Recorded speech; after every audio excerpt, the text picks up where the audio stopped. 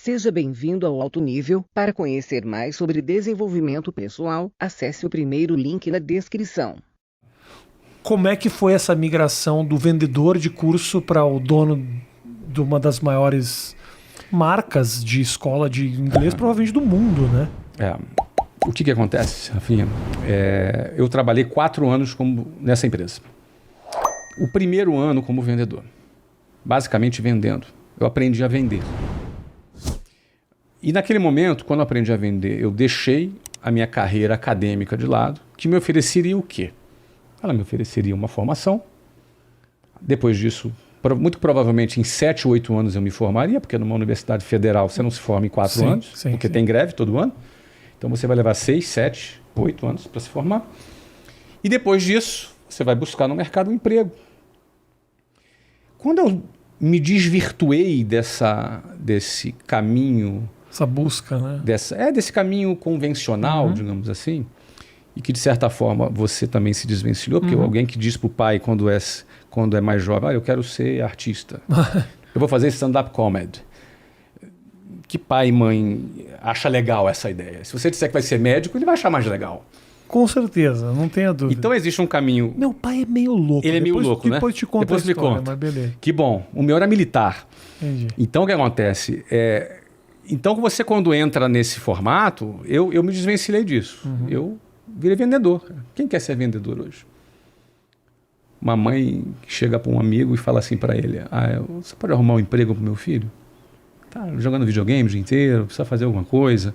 Pode ser qualquer coisa, até vendedor. Porque vendedor é o quê? É uma subcategoria. É uma coisa de 5ª categoria. Ninguém quer ser vendedor. Mas foi o caminho da venda que me levou para o empreendedorismo. Porque a essência do empreendedorismo é a venda. A empresa que não vende, quebra.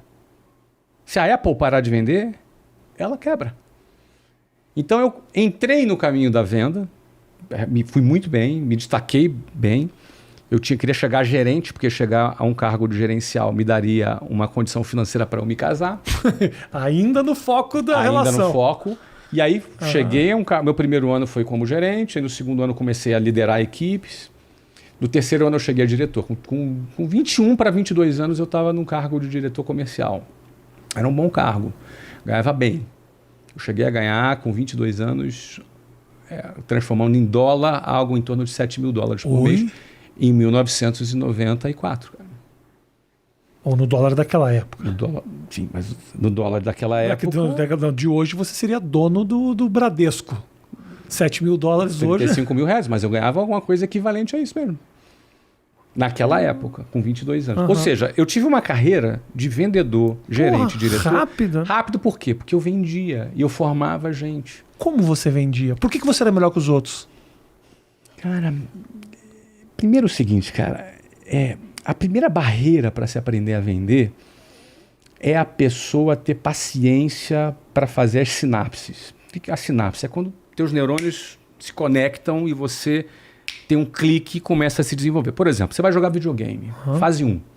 Aí você vai aprender a jogar na fase 1. Aí você perde, aí passou de fase, foi para a fase 2. Na fase 2 as armas são outras, os inimigos são outros. Aí você vai para a fase 3, depois para 4.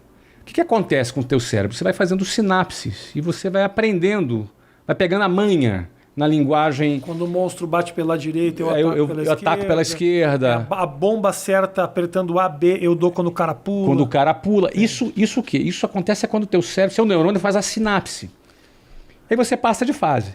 Se tu passou por 10 fases e se por acaso deu pau no teu videogame e tu perdeu a memória toda, aí você, cara, tem que começar tudo de novo.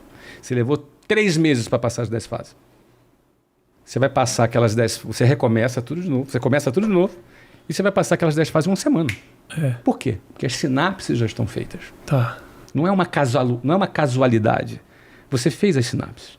Vendas dependem dessas sinapses. Existem níveis. 1, 2, 3, 4, 5, 6 e por aí vai. Venda é menos aleatório do que as pessoas pensam. Quando as pessoas começam a vender, elas acham que assim, o cara tem uma boa lábia. Não, o cara é bom de papo. E venda não tem nada a ver com isso.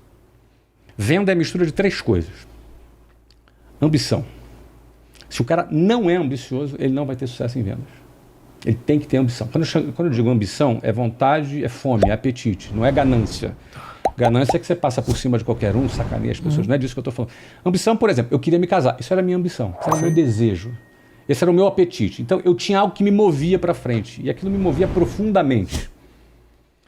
Por que é importante você ter ambição? Porque o cara que tem essa fome, esse apetite, ele vai olhar para a venda como um meio dele atingir o que ele quer. Eu nunca me apaixonei por vendas, eu queria me casar. Tá. Vendas para mim sempre foi um meio, nunca foi um fim. Perfeito. Então, por exemplo, então essa minha ambição me levava a isso. Segundo ponto, vendas é técnica. Cara, é pura técnica. Mas técnica mesmo. A gente treina, a gente tem milhares de vendedores na nossa empresa. E eu tenho caras que eram gagos, caras que eram tímidos, introvertidos, que vendem pra caramba. Por quê? Porque o cara aprendeu a técnica. Então existe uma técnica. Então, esse é o segundo ponto. E o terceiro ponto é o principal. Eu diria que esses dois correspondem a uns 30%, e esse terceiro ponto a uns 70%, que é gestão das emoções. O que tem a ver vendas com gestão das emoções? Tem tudo a ver. Você, quando vai vender, tu leva uma razão aí de, 30 nãos para você levar um sim. Vendas é estatística. Você fala com vários clientes, você aborda vários clientes, seja presencialmente, seja pela internet, seja por telefone, não importa qual canal. Vai é feito de uma estatística de conversão. Nessa estatística de conversão, você vai levar mais não do que sim. Sim. Você vai ter mais frustrações do que alegrias.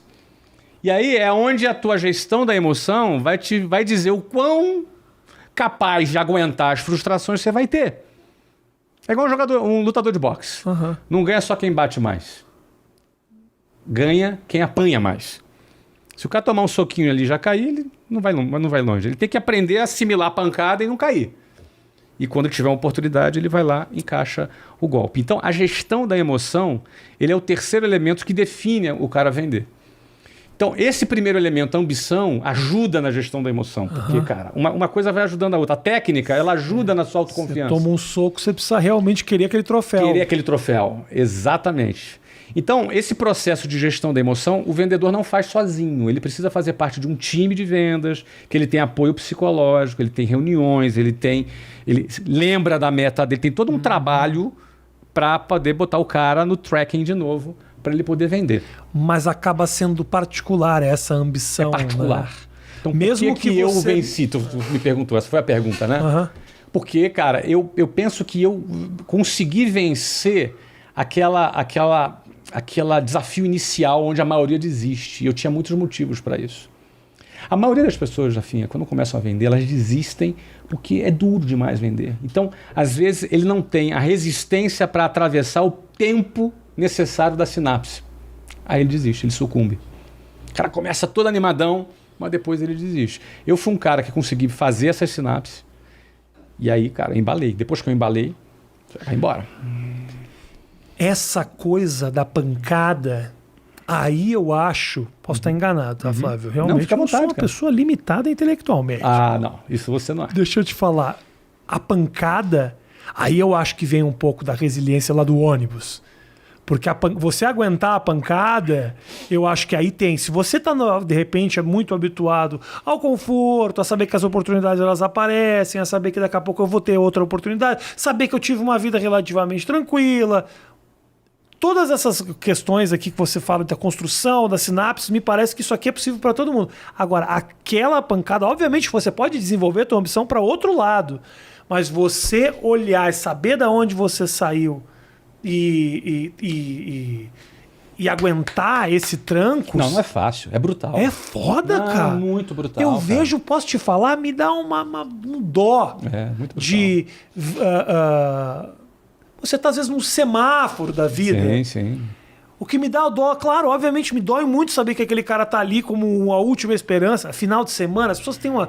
O cara vê um flanelinha no final de semana na frente do bar. Você acha que esse cara quer tá aí, irmão? Não tá aí para complementar um orçamento que às vezes não se fechou durante a semana.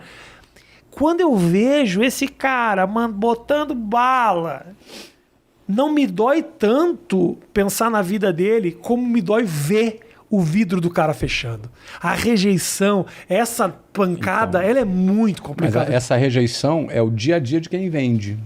é o dia a dia de quem vende. É. Então você imagina, meu Grosso, dia... o cara ser grosso. Ser grosso. Já tive casos de ser expulso da casa da pessoa, porque a pessoa não gostou do que eu falei, na hora que eu estava fazendo uma apresentação para vender. Já tive casos de pessoas desligarem o telefone na minha cara. Agora, nunca gostei que alguém tivesse pena de mim. Isso eu nunca gostei. Desculpa, mas eu tenho um pouquinho. Não, mas sabe por quê? Deixa eu te dizer por quê, cara. Duro demais. Não, é muito duro, mas o que acontece? Não, é muito duro. É muito duro mesmo. Mas eu vou te dizer, cara, o cara... Engraçado é o seguinte, eu posso falar assim, o cara vai ser determinado, o cara vai ser... Ele pode ser tudo isso e dar errado. Não tem garantia, sabe? Não tem garantia mesmo. Agora, quando você entende a lógica da venda, no caso da venda, no meu caso aqui, e eu consegui pegar essa lógica rápido, eu cresci rápido. Quando eu cheguei a gerente, eu era um bom líder de vendas. Então, eu pegava o cara, mesmo o cara, quanto mais perebento era o cara, se era lá da periferia, igual eu era, aí eu me identificava mais com o cara e falava, e procurava tratar dessas questões da ambição. Qual é a tua ambição? Por que você está aqui?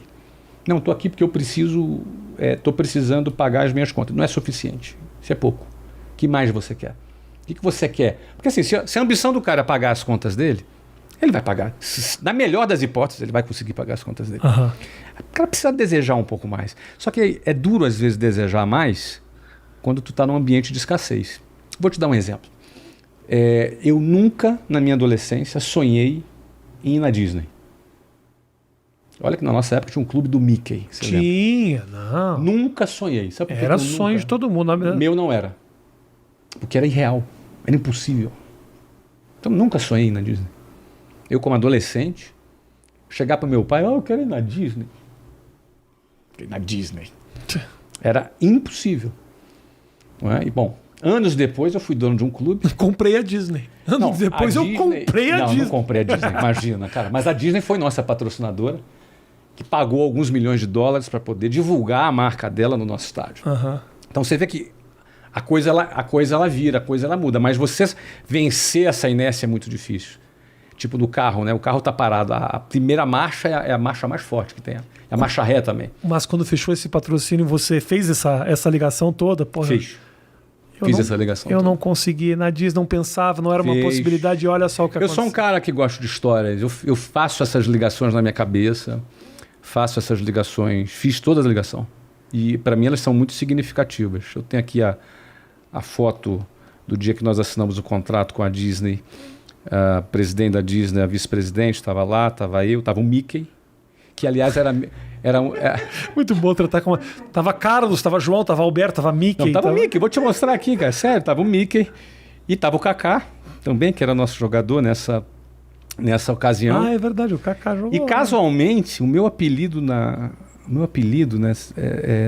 ensino médio era Mickey, né? Então era engraçado, tudo isso. Por que teu apelido era Mickey? Não sei, devia ter uma orelha meio avantajada, mas não sei. Não fiz plástica não, cara, ficou boa naturalmente aqui. A orelha voltou ao normal. Voltou ao normal aqui, cara. Eu não vou achar nunca essa foto. Depois você me manda. Mas depois eu te mando. Depois me manda. Mas foi, eu acho, é bem significativo, é bem emblemático.